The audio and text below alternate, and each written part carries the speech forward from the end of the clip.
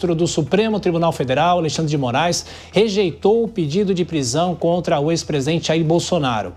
O magistrado atendeu ao pedido da Procuradoria-Geral da República, que foi favorável ao arquivamento do processo. O pedido de prisão foi feito pela vereadora do PT, Liana Cristina. Segundo a PGR, a autora do pedido não tem legitimidade para fazer a solicitação diretamente ao STF. O procurador Paulo Gonet ainda afirmou que todas as medidas cabíveis envolvendo o ex-presidente já foram solicitadas pela PGR no âmbito da investigação que levou à denúncia contra Jair Bolsonaro por tentativa de golpe. A gente começa então com esse assunto no Linha de Frente da Jovem Pan, com a doutora Mônica aqui. Doutora, obrigado mais uma vez por estar aqui. Aliás, uma honra, né? Eu que, na verdade, estou aqui no Linha de Frente excepcionalmente. E eu pergunto sobre essa discussão em relação ao próprio Supremo, por que houve essa tentativa de pedido de prisão e essa negativa pelo ministro Alexandre de Moraes. Boa tarde. Boa tarde, Thiago, boa tarde aos companheiros de bancada, boa tarde você que nos acompanha nesta quinta-feira que é o Dia das Mulheres, mas temos hoje Thiago e Diogo na bancada. Esse assunto, primeiro que agora vai começar a festa dos pedidos de prisão, né? Todo mundo também quer ser um dos autores de pedido de prisão contra Jair Bolsonaro.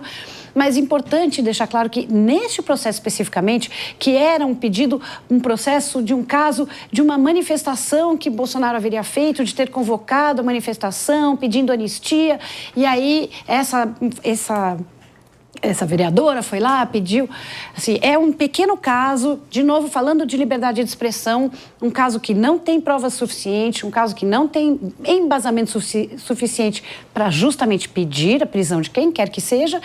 O ministro Alexandre de Moraes já foi criticado porque pediu a manifestação da PGR em 5 dias e esse despacho dele deu muita dor de cabeça, porque ele já está limitando o direito de expressão. A PGR se manifestou dizendo que não fazia sentido algum essa prisão e o caso já foi pedido arquivamento, deve ser arquivado, já tem muito problema na justiça, muitos pedidos de prisão. O ex-presidente Jair Bolsonaro, este não há de ser mais um, assim como o caso da vacina, o caso da baleia. A gente tem que focar nas coisas sérias que aconteceram e evitar ficar fazendo firula de pedido de prisão. Ô, Ana, esse é um casuísmo porque, obviamente, o Supremo é provocado para tomar decisões e, nesse caso, envolvendo o ex-presidente Jair Bolsonaro nessa discussão que a gente deve ter mais lá na frente em relação ao Supremo Tribunal Federal. Boa tarde para você, bem-vinda. Boa tarde, Thiago, boa tarde à nossa audiência, aos meus colegas aqui da bancada. É um prazer estar aqui mais uma vez. E eu acho que a gente tem algumas lições do passado que nos levam a crer que este pedido de prisão, obviamente, não ia ser levado a lugar nenhum. A Mônica colocou aqui que as pessoas parecem esquecer do foco principal, das questões que são mais sérias e que envolvem o ex-presidente, essas sim que têm que ser apuradas, investigadas, mas as pessoas querem sempre tirar uma casquinha, chamar atenção, então ter o nome associado a um pedido de prisão de um ex-presidente. É como quando acontece alguma coisa que fica muito em evidência na mídia e vai algum deputado e faz um projeto de lei a jato para tentar resolver aquela situação. É muito mais um negócio de ocasião para tentar aparecer, para se colocar em evidência, do que propriamente tem elementos jurídicos. Veja, o ministro Alexandre de Moraes, ele recusou esse pedido e foi, inclusive, concluído que ela não tinha sequer legitimidade para o fazer. Então, é muito mais sobre mostrar que está tentando fazer algo do que propriamente algum motivo que efetivamente possa levar à prisão. E aí, como bem colocado, a PGR já pediu a adoção das medidas que entende cabíveis para essa fase dos processos que envolvem o ex-presidente e assim deverá permanecer. Até porque a gente se esquece que a prisão é a última das medidas a ser tomada. A prisão, ela tem caráter excepcional, ainda mais quando não existe condenação. Portanto, acerta aí o Supremo Tribunal Federal.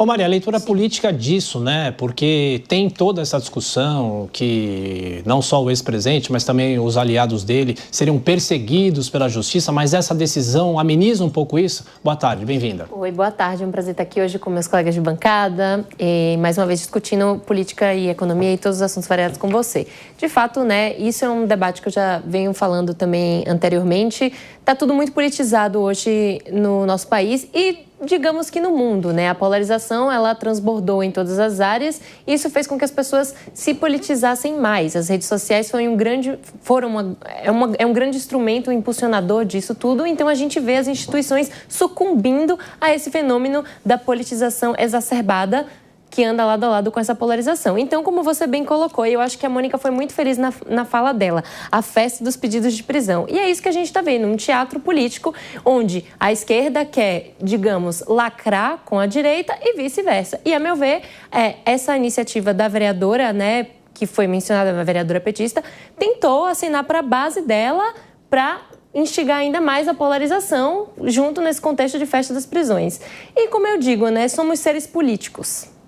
E tudo que construímos, querendo ou não, é política, principalmente as instituições que a gente constrói. Então, não tem como fugir um pouco disso. Por mais que a gente fale que as instituições têm que cumprir regras e elas de fato cumprem, a gente vê um cenário extremamente politizado de instituições que foram criadas por seres políticos. Aí a conclusão fica para o público. Diogo da Luz, nosso decano, como eu gosto sempre de brincar, fazia tempo que a gente não fazia aqui o Linha de Frente, né, Diogo? De uma certa maneira, e aliás, eu deixei você por último, por razões óbvias, né, em respeito às nossas colegas aqui, eu queria te perguntar o seguinte, foi um exagero esse pedido, essa tentativa de pedido, mas de qualquer forma o Supremo, entre aspas, corrigiu nesse momento a discussão se haverá ou não haverá prisão, aí é uma outra história, depende do julgamento do Supremo e também para os outros envolvidos que agora vão ser julgados pelos magistrados. Diogo, boa tarde, obrigado. Boa tarde, Thiago. Uma honra poder fazer o programa com você mais uma vez, estar junto com vocês todas aqui, especialmente com a nossa audiência. Agora, foi principalmente oportunismo, porque a vereadora, não vou nem citar o nome dela, ela se elegeu com 14,8 mil votos. É pouco voto para a gente pensar para uma pessoa que queira projeção nacional. Ela se apresenta, ela se diz como parte da esquerda festiva. Ou seja, ela está se mostrando uma diversionista, uma pessoa que está se divertindo na política. E, lógico, a justiça é aberta para todos. Todo mundo tem o direito de reclamar aquilo que acredite. Mas, se você ou eu formos reclamar na justiça e estivermos errados, nós vamos pagar e pagar muito caro indenizações, custas judiciais, honorários advocatícios da parte contrária. Só que certas pessoas são privilegiadas. São as incoerências do centro do poder.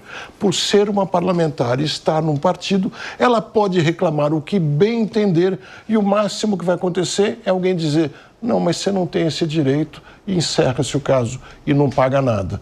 Isso precisa ser corrigido. Você sabe, Diogo, que para além do que você falou, eu concordo com absolutamente tudo, mas existe uma facilidade.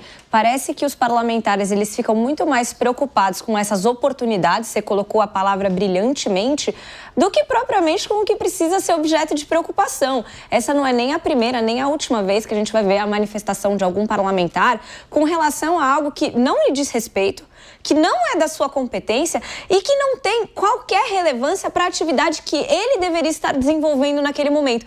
E eu acho que isso é muito importante da gente repisar, e eu sempre falo sobre isso aqui, porque a gente tem eleições aí de 2 em 2 anos, de 4 em 4 anos, então a gente precisa se lembrar dessa situação para não repetir o voto naquele que, enquanto deveria estar lutando por nós, está ali pedindo prisão onde não tem nem legitimidade para isso. Pois é, Ana, mas a vontade dela parece exatamente contrária, porque tudo indica ela quer ser candidata em 2026 a deputada estadual ou federal. E faz isso para se promover. Projeção. Usa a justiça, usa todo esse esquema, desse aparato, faz a gente ficar discutindo e ela acaba conseguindo alguns votos que aquelas pessoas que odeiam Bolsonaro, por exemplo, podem dizer: ah, mas ela é contra, então eu vou acabar votando nela. Mas é uma oportunista e ela se diz assim. Mas tem uma coisa, o eleitor também está atendendo Exato. isso. O eleitor quer. Eu tenho muitos amigos de esquerda e o que eles querem, né? Eu recebo posts, já é Bolsonaro preso na Austrália, estão nos deixando sonhar. Então, tem esse lado também de gente que acha que prender Bolsonaro resolve alguma coisa ou muda alguma coisa no nosso país. E esse não é o caminho, nem prendendo Jair Bolsonaro, nós vamos resolver qualquer coisa no Brasil. A história recente, inclusive, mostra que não resolveu nada, né? Pelo contrário. E só para fechar essa primeira rodada aqui com a Maria, e o Diogo fala com muita propriedade que ela teve 14 mil votos, né?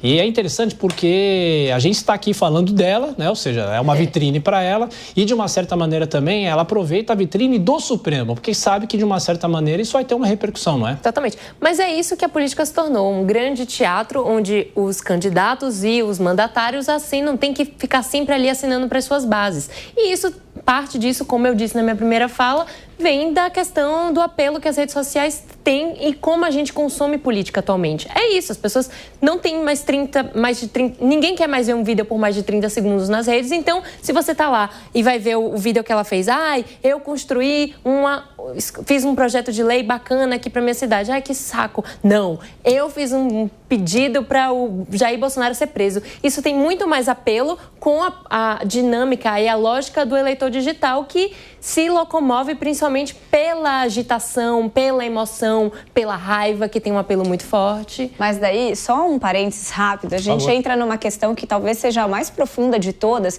que é a questão da educação eleitoral no Brasil. Porque não existe e parece interessante, aí não tem direita, esquerda, não tem A nem B, todo mundo concorda que não é interessante você elucidar aspectos de uma eleição e você ensinar aquele eleitor a votar, porque fica mais difícil de você enganar. E é por isso que nós estamos aqui jogando na sua cara esse tipo de coisa, para você também ficar atento. É isso, gente. Vamos estudar política. Não esqueçam, voto de 2 em 2 anos, mas não esqueçam que o seu mandatário ele vai estar lá te representando. Você acompanha os projetos de lei que ele escreve, é importante demais. Então cobre, é importante. Não esqueça de quem você votou. A educação política começa aí também. Diogo. Pois é, Maria, como você disse, a política é um teatro. Sim. Agora, a gente precisa saber comprar o ingresso correto. Né? Ficar comprando justamente de pessoas assim. E não aceitar por qualquer promoção. E não aceitar ingresso de graça. Não existe almoço grátis. A eleição é de 2 em 2 anos, mas a gente está todo ano falando sobre a eleição. Agora a gente fala da eleição do ano que vem, depois da eleição que vem depois. Não tem jeito, né? Antigamente existia essa sensação dos ciclos eleitorais. Então, acabou uma eleição, a gente começa a discutir a outra, e aí na eleição municipal a gente está focando naquilo, e depois a gente vai focar na eleição federal. E hoje os ciclos ficou uma coisa meio difusa, porque na verdade acabou a eleição federal, no dia seguinte já começa a campanha da próxima eleição federal. E a eleição municipal, ela já é uma forma de alavancar para a campanha federal. Por quê, gente? Porque o dinheiro dos partidos vem do número de deputados. Então, o que todos os partidos querem é ter muitos deputados para receber muito fundo e aí o partido se torna mais forte. Então, todo o resto é só o foco na eleição de deputados. E é isso, rapidinho. O último, pegando o gancho no que a Mônica falou. Política virou carreira.